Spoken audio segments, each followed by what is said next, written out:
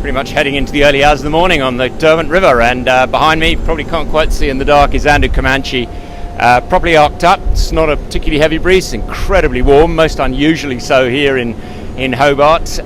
Probably a nor'wester, I'm guessing about maybe 12 knots, and she's doing 12s to 15s, occasionally then getting up a little higher, so we're chasing. Absolutely beautiful, crystal clear evening, not much by way of a moon, and we're probably, I don't know, I'm guessing about a mile and a half from the finish.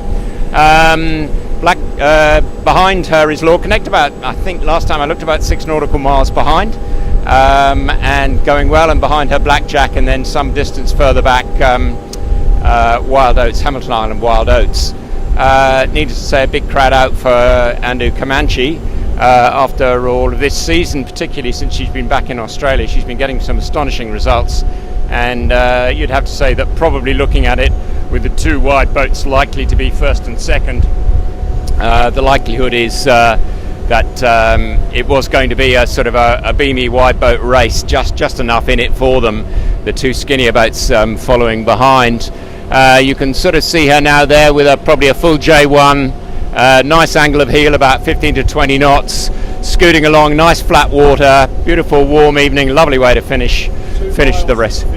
Okay, so we're 2 miles, thanks Peter G, 2 miles from the finish now, and really only a matter of minutes. Quite a flotilla, as you can imagine, at this hour of the day, all sorts of things, pleasure craft, media craft, fishing boats, and all, of course, fairly carefully policed. It's night time, as you know, middle of the night here, and there's an awful lot of boats in very close proximity here. Sorry, back to the camera. All sorts of more breeze. Actually, interestingly for these guys, I don't think they got as much breeze as they almost expected. Looking at the highest sort of boat speeds over the last couple of days, Comanche, I think just before she rounded Tasman Island, was doing about 27, 28 knots maybe. And behind her the others at about 20. I think we may get a little bit more wind speed overnight and into tomorrow, and that may just bring the mini maxis like Whisper and URM home, Moneypenny, and possibly even the TP52s. Thank you, Peter G, you're brilliant, absolutely perfect, so we're all good. Oh yes, okay, cool, thanks very much. So we're just sort of checking exactly where we are on the river. You can see the bridge, which is always a sort of feature of Hobart in the background, and just getting some directions in the dark here as to which way to look. Yeah, so I think plenty to play for still in the TP52, so I think there's a pretty good chance that's where, somewhere in that bracket where the wind's going to be. This breeze, the weather pattern's shifted enormously even in the last couple of days, back up the Tassie coast now, with that low sort of almost punching a lot lower into the south of Tasmania, the high ridge, and then pushing the breezes around, but still the wrong direction for breezes, I'm afraid, for those smaller guys coming through. Really a nice view of this now. You can just sort of see Comanche now. She's just leveled up a little bit, pointing almost exactly at the finish line, I would suggest, and as you can see, the sort of flotilla of boats behind. Guys will all be sitting up on the weather rail there, a couple of trimmers down to leeward. Here we go, just a little breeze on now, and you can start to see her really arcing up. Is that focusing okay, or is that a bit of a blur? Yep, that's good. And we have the good fortune of having a few TV cameras with us as well, so they're helping us get a little bit of light on Andu Comanche. This has been a pretty amazing campaign for these guys. They've really, interestingly, they were considering modifying the boat when they first took it on for this 2-year lease, and then they started looking at it and realizing actually they could probably do more by sailing it a little differently. So an interesting combination of skiff sailors on board and some of the more established ocean racers, Pablo in particular, who's been with the campaign for Comanche pretty much from the earliest days, and then people like Sevi Jarvan and so on, who will call strategy and so forth. John Winning presumably at the helm, we can't really tell, John Winning Jr. And then a sort of coterie of some of the world's best around them, GT and Ian Murray and many of the others there. Sort of just probably not quite make out the the cockpit layout there with the big winch drums very visible up on their little pediments. She was originally all man-powered. She was originally made to beat records, transatlantic record in particular, and so she actually had all manual winches. And then when it was decided to campaign her seriously on the offshore racing, they then turned all those into hydraulics. So there's a massive hydraulics that runs all of that. The engine's got a sort of what they call a PLC circuit, which just pumps hydraulics to all the different areas. So when you're on board, and I was lucky enough to be on board Comanche on the Thursday of Hamilton Island Race Week, it's hugely noisy. You just hear the revving up as the power's called by the winches. And the guys are basically fundamentally all the trimmers and so on. They've got a little foot pedal, and they can just bring in the gears and the winch on from there. One of the things that will confuse the amateur when they get on this boat is they're symmetrical winches, so they don't go in the same direction both sides of the boat. They actually go opposite directions. That allows them to keep all of the hydraulics actually completely symmetrical as well. So you can imagine if they're all right-hand clockwise winches, then all of your hydraulics and your gearing and everything else is actually off-center for one side of the boat. So that's not uncommon. It started happening in America's Cup not that many years ago. And we might come back to getting the nod here to come back to screen. So we're really not too far away now. She's still on starboard tack, again sort of heeling nicely. Love to see some of the readouts on the mast, the numbers there.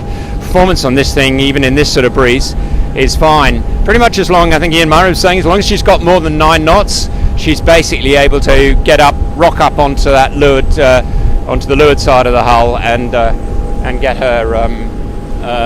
her moving.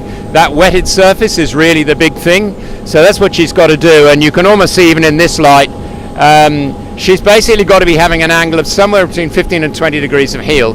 Anything less than that, and she's not at optimal power at all. Okay, you can just feel a little bit more breeze coming on now. She's getting on a lick of speed, and looks pretty impressive here. And we're probably not too far away now. Oh, lots more light. So that's pretty good.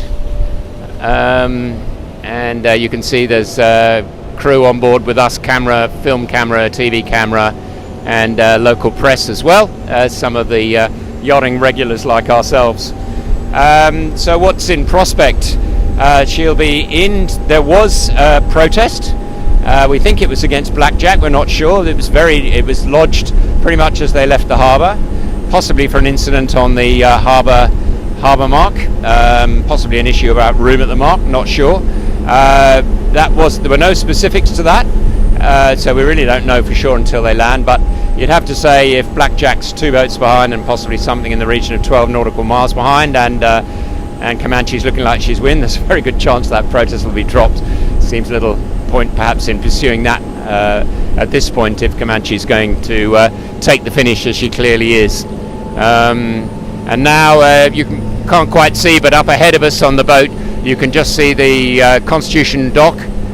You probably can see the arc of the light of the bridge in the background, and yep, she's again fully arced up, going along really nicely. That's probably actually, I don't know, is that J1 or J2? No, it must be J1, I think. She's got up there, and you can see how close sheeted those sails are. They're getting incredibly close angles between the headsail and the mast these days. You know, in the old days, anything around 6 to 7 degrees was considered very, very tight. These days, especially in the TP52s and the Med and so on, they're getting 2 to 3 degrees of sheeting angle. That's massive lift in power, and it says so much about the rigidity of the rigs on these things, and also, of course, the sail technology that goes with that. She runs a mixed sail loft, sail wardrobe of two sail types, and they've also got to think on these races, you know, about how many sails they bring with them. This was going to be a downwind race the whole way, so obviously you're going to be thinking, well, if it is largely that, what do we, for safety's sake, what do we have to take with the headsails, and then what do we absolutely need in terms of getting the maximum power. And you may have seen the short piece I did on VMG running. Quite interesting to watch the tracks, and we might talk a bit about that tomorrow. to watch the track, say, between the most extreme of the widest and the biggest riding moment, which Comanche has, and then the skinniest of the Wild Oats, which is one of the skinnies, obviously, which probably runs the deepest of the lot. And sure enough, if you watch their tracks on Tracker, you'll be able to see just how much wider of the rum line Comanche went to make the most use of that power. And quite clearly, given where Wild Oats is, probably some 20 nautical miles behind, and maybe a little bit more, that's going to be the reason why she's made good. So she may have gone a great deal further in terms of nautical miles, but she's been going at much higher speeds overall. So we're just walking up here, trying to see if I can even grab a camera as I go. Just Dale, just one moment. We'll just come back this way a sec. Sorry, I'm trying to do two jobs at once here. And so I'm just going to, if you'll excuse me, try and get a photograph. Sorry, Dale, that's gone.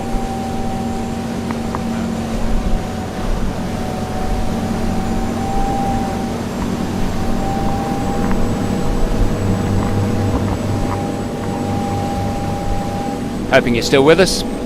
Just going to put this microphone down for a moment because you're getting good vision.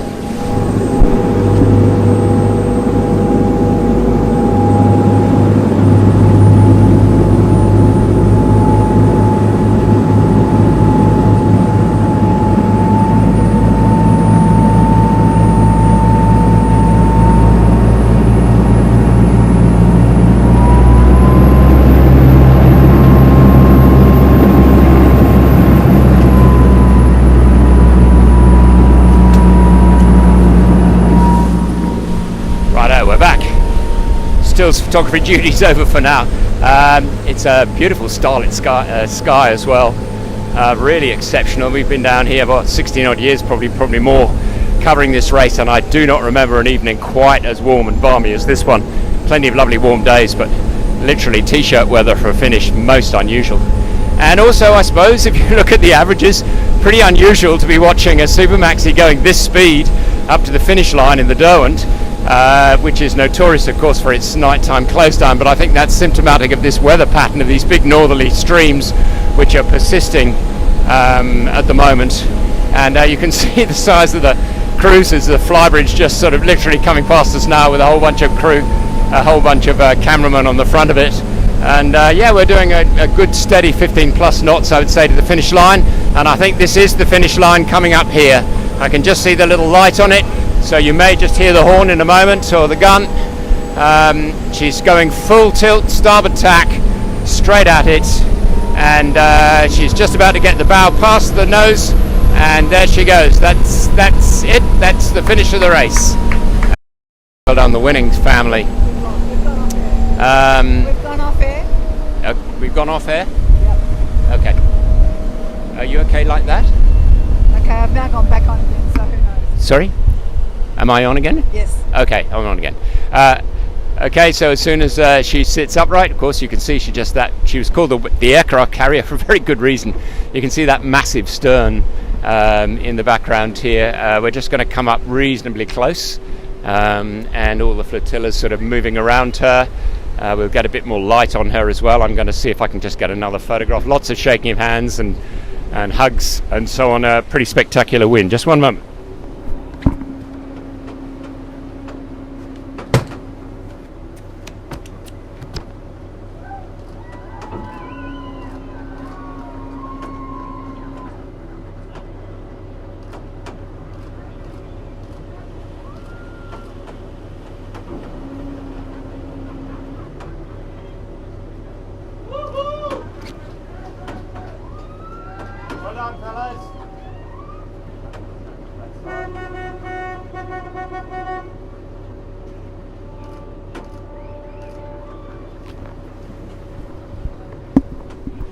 So you can hear they're getting a pretty healthy reception there, and they've furled their big J, sitting square now. Lots of congratulations going on at the back of the boat here, including media members. I think maybe 20 on board, and every one of those is needed. That's a lot of work on these boats, especially in this really heavy duty stuff. Carrying sails, they're basically those sails, the head sails and so on, anything 200 to 250 kilos each. So even though they even hoist them, they still have to maneuver them. So it's quite a business. And there you go. That's quite a sight. Just going to take another photo.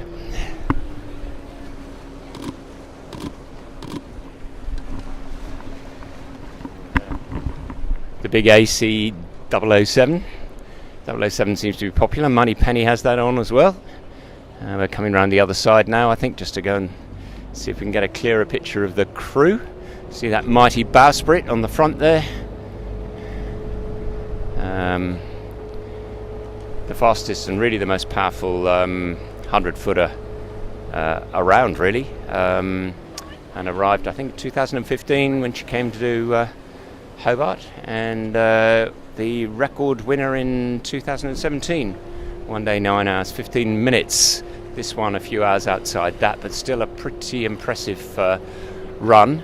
And one of the things you'll see here is look at how far back the mast is, and part of that really fundamentally is just being able to sail these big sails out the front. And in a downwind race like this one has been, the more projected area you can get out the front there for asymmetricals and so forth, the more power you're going to generate. And this boat sails almost like a multi-hull. She rocks up on that one hull, and she can get so much power, that righting moment in there, that massive sail area up above, and the beam, of course, which gives her extra leverage in the righting moment. If you're thinking about that, that's 7.8 meters. I can tell you, when you're tacking, and I was on board, as I said, at Hamilton Island, it's pretty nerve-wracking tacking across that thing, because the new hull comes up to meet you. It's sort of like getting crampons on to get up onto the other side to sit the boat out. So there we go.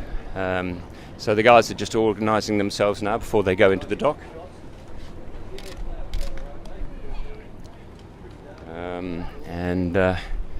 Yeah, pretty impressive. So here's the Royal Yacht Club of Tasmania little tender, which comes out and greets them and gives them directions to go in. And so she'll go in now into the dock and assume the line honours position right next door to the village. This hour of the day, the Tasmanians turn out in their thousands. They're not the slightest bit worried about what time of the day these boats get in. They all rock up, whatever the weather, which is pretty impressive.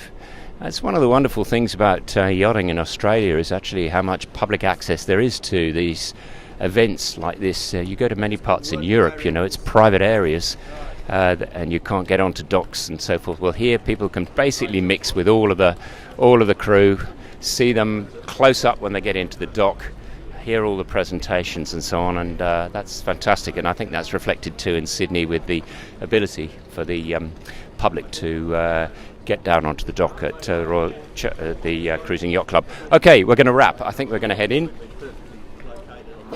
Excuse me. We're going to head in now to the